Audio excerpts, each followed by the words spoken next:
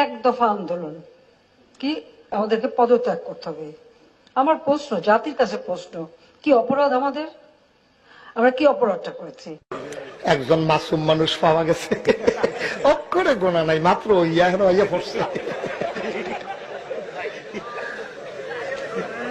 কপাল রে, অক্ষরে গোনা ছাড়া মাসুম।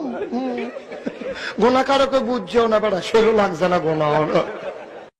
আমার মুশকিল হয় কি, আমি আপনারা যখন মোনাজাত করেন আমি কিন্তু আমিন বলতে পারি না। আমি কিন্তু কোন আলেমের মোনাজাতে আমিন বলি না, কারণ এই ছেলেটিকে শিখিয়ে দেওয়া হলো যে হে আল্লাহ আমি পাপী, তুমি দয়া করো, মাফ করো। না, আল্লাহর রহমতে আমি পাপী নই।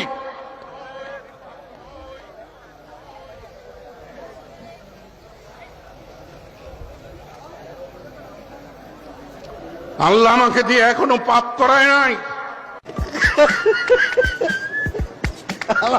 কয় কি তা ঠিকই তো আছে, ওনার গোনা নাই, উনি তওবা করবে, কি করতে হয়, মাসুম একবারে নিষ্পাপ।